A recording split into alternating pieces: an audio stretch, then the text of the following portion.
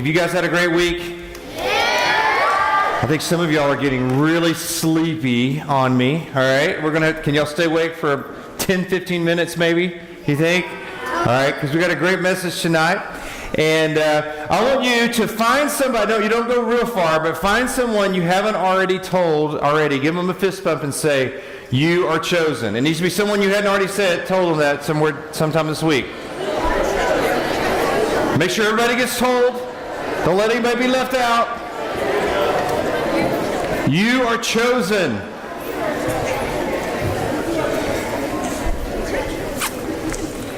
That is so awesome.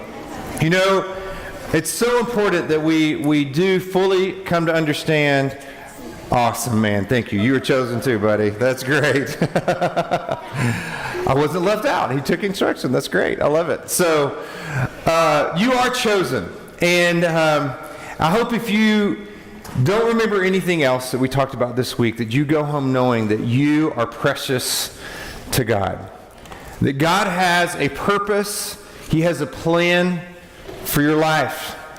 I hope you know that the plan for your life is different than the plan for my life, but that doesn't make my life more important than yours. We're all equally important to God. And whatever it is that God has gifted you in, if it's music or sports or maybe education or whatever it might be, just you enjoy school, books, learning, whatever it might be that God has gifted you in, do it with your all, but find ways that you can use it to point others to Jesus. Because we also talked about the fact that we have to be real careful as we remember that we are chosen, that we are special, that we don't get selfish and self-centered. Because this morning we talked about the fact that we need to love others, right? We need to love God, and we need to love others, right? And we need to see others the way God sees them, as His precious creation. And if we begin to see people the way God sees them, we stop seeing what's wrong, and we start seeing what's right. And we stop seeing what's different, and we start seeing how we're alike. And we start seeing, most of all, how every person needs Jesus. Today we're going to talk about a story from the book of Mark. If you want to flip over to the book of Mark, it's actually a story that I believe kind of talks about every single thing that we have talked about this week. It's a great example of the things that we've talked about this week. And I think there's a lot we can learn from it. Mark chapter 2 is where we're going to be studying. Now, here, as we said this morning, Jesus has been doing His ministry for a while. People knew about Him. He was really popular. People were going all around. Everywhere He went, He would draw crowds, and people would come to hear Him teach. They would come to see Him do these miracles because they knew there was something different about Him, and they wanted to come see Jesus. And that's where our story today picks up here in Mark chapter 2, beginning in verse 1. It says, "And when He returned," now let's talk about Jesus. "And when He returned to Capernaum, after some days, it was reported that He was at home." So people were kind of keeping up with Him and what was going on. "And many were gathered together so that there was no more room, not even at the door." So like He had packed the house, all right? The house He was staying in was completely full. There was no more room left in the house. "And He was preaching the word to them. And they came bringing to Him a paralytic, carried by 4 men." How many men? 4 men, all right? "And they could not get near Him because of the crowd." All right, so the house is packed. They're trying to bring this guy who can't walk to Him, and they cannot get in the house, all right? It's too crowded, all right? "So they removed the roof above Him, and when they had made an opening, they let down the bed on which the paralytic lay. And when Jesus saw their faith, He said to the paralytic," now what did Jesus see? Their faith, all right? "And when Jesus saw their faith, He said to the paralytic, 'Son, your sins are forgiven.' Now some of the scribes were sitting there questioning with all their hearts questioning in their hearts, why does this man speak like that? He is blaspheming. Who can forgive sins but God alone? And immediately Jesus perceived in his spirit. So Jesus is God, right? So he knew what they were saying in their hearts. And thus questioned within themselves and said to them, why do you question these things in your hearts? Which is easier to say to the paralytic, your sins are forgiven, or to say, rise, take up your bed and walk? But that you may know that the Son of Man has authority on earth to forgive sins, he said to the paralytic, I say to you, rise, pick up your bed, and go home. And he rose and immediately picked up his bed and went out before them all, so that they were amazed and glorified God, and saying, we never saw anything like this. So let's think about this for a minute. These guys were obviously friends of this guy who couldn't walk. Now I want you to think for me a minute. Did they look at this guy and say, whoa, he's weird, he can't walk, that's kind of weird, I'm not going to hang out with him. He's different than me. Did they say that? No. Did they say, that's not my problem, that's his problem, I'm not going to worry about that? What did they say that? Did they say, that might be really hard and I don't really want to get involved, it's not really my business? Did they say that? What did they do? They helped him, right? They saw him and they decided to help him. You know, that's the thing. And what do you think made them want to take this man to Jesus? Their faith. Their faith. That's exactly right. It was their faith. They knew that Jesus was the Messiah and that he needed Jesus. He needed to be saved and he needed to be healed, right? So they knew that. They saw that and they knew that. So they took what they knew about Jesus in their head and they put it in their heart. You see, that's the difference between knowing about God, knowing about Jesus. That's cool. Even Satan knows about him, right? But when you take it from your head to your heart, that's what we call faith. And when we do that, it changes how we see things. And it changes what we do. Right? So these guys didn't just talk about it, they did something, right? They did something, and they loved God enough that they saw this man, even though he was a paralytic. And guys, this was a different time. Like when people were paralyzed and they had diseases or things like that, in this culture, people like, well, they must have done something really wrong, or their parents probably did something wrong, so we can't associate with them, right? So it's even worse than it is today, right? So for them to take this step was a big deal in this culture. But they loved him enough to see this man as someone that was precious to God. They weren't just thinking about themselves. They were thinking about others. And I want you to think about what they did, all right? Now think about this. They didn't have a wheelchair, right? They didn't have a scooter, right? How did they get him to Jesus? They had to carry him. Did they give up? No, they went forward and they did it. So they get there and they'll think they've carried him across town, all right? That's probably hard. They may have even been barefoot or whatever because they didn't have shoes and stuff. I mean, like, this is a big deal. So they carried him across town. They get to the house, and what do they find? Nothing's too packed. It's packed. They can't get to Jesus. Did they give up? No. So they climb up to the roof. They get to the top of the roof. Did they give up? What do? They cut a hole in the roof. Right? Now, I just always think this is really cool. You can imagine what all the people in the room think when they start. I mean, if we're in here talking and suddenly, like, you hear banging and somebody rips a hole in the roof and suddenly this guy comes down from the roof in front of you. That'd be pretty weird, right? Right? So they didn't give up. They kept pushing forward. They did whatever it took to get the man to Jesus. Let that soak in. Do we give up sometimes? Maybe if we have a friend at school that maybe makes fun of us because we go to church, or maybe because we invite them to church one time, or we try to tell them about Jesus, they say no. We're like, oh, well, we tried. It's kind of easy to do, right? But did these guys give up? No. They kept moving forward. They kept doing whatever it took to get their friend to Jesus. That is the kind of faith that we're talking about, right? A kind of faith that loves your friends enough to do whatever it takes to get them to Jesus. To get them to Jesus.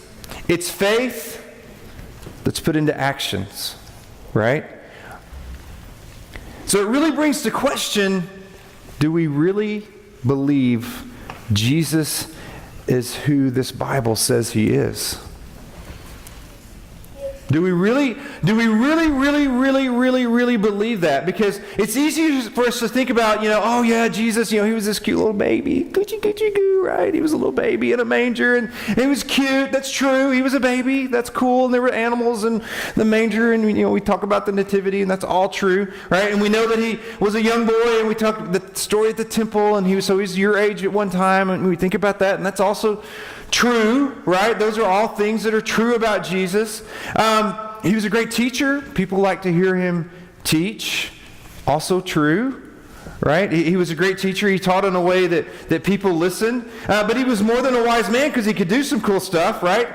He could heal people, right? He could raise people from the dead. I mean, that's really cool and all true. But it's also, we need to know that Jesus is bigger than all of that. Do you realize how many prophecies were fulfilled by one guy? I'm going to give you an example here. I need some volunteers, but before you volunteer, I need small hands. All right? You need really small hands. Okay, you can come up here. Do you have small hands? I don't know if your hand will fit. All right? Let's get you up here. And yes, why don't you come, either one of y'all. That's fine. Okay, now, I want y'all to look in this jar. All right? And I'm going to blindfold you. But in this jar are 9 orange little bead things and 1 red one. All right? Now, he's going to have a 1 in 10 chance of getting the red bead. All right? Do you think you can get the red bead out of here? Do you think you can get it in one try? All right? Let's see. That's a 1 in 10 chance. That's a pretty good chance. All right? So I'm going to put this around your head. Can you see? Don't cheat. No, I can't. Okay. All right. Now. All right. I'm going to mix this up and let's see. You got a pretty good chance of getting this one. All right. 1 in 10, you can get it. All right. What'd you get? You got an orange one. Okay, that's okay. Try again. Go ahead and put it back on. Let's try again. 1 in 10 chance. We're going to give him another chance. It's a 1 in 10 chance. All right. Oh, you almost had it that time. Did you get it? 1 in 10 chance. All right, let's give him one more try. All right, one more try. All right. Oh, man. Man, all right, so 1 in 10 chance. He tried 3 times. How many times did he get the red bead? You probably could get it eventually, right? It might take a little while. It might take a few hours or, whatever. But he'd eventually get that one, all right? So what was your name? Levi. Levi. Thank you, Levi. You can go have a seat. Let's give it up for Levi. All right, what's your name? Araya. Araya. All right, Araya. You think you can find it? No. All right, now what we're going to do, I like your honesty. That's awesome. There is 100 beads in this one, all right? You got 99 blue and 1 red. So you've got 1 in 100 chance of getting the bead out of this one, all right? So even less chance on this one, all right? So let's see if you can find, oops. I always drop stuff. What is the deal? Okay, thank you. All right, here you go. Find the red bead. You gonna get it? I don't know. Let's see. What'd you get? Oh, almost. All right, you were close to it. All right, let's give it another try. 1 in 100 chance.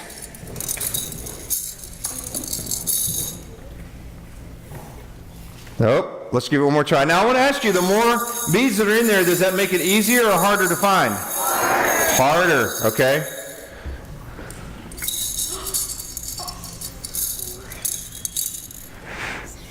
Oh, still didn't find it. Now, this we could go on, that part might take days, all right? This could take, a day or so to actually finally get that red bead.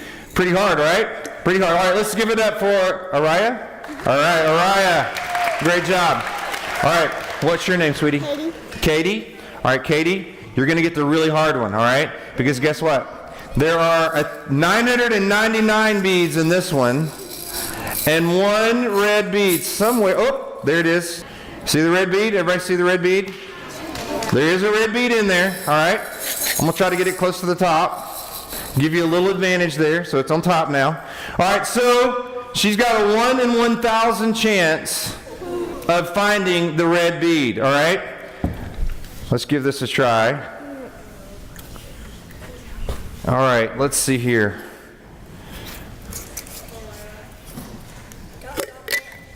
Oh, I know. I don't need to drop it, do I? Y'all know me now, right? I'm clumsy. It's right there. All right, what'd you find? Black. Black. Okay, let's keep trying.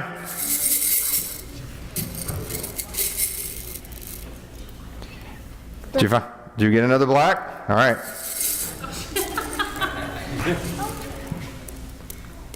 Did you get it? All right, I'm going to give you one more try.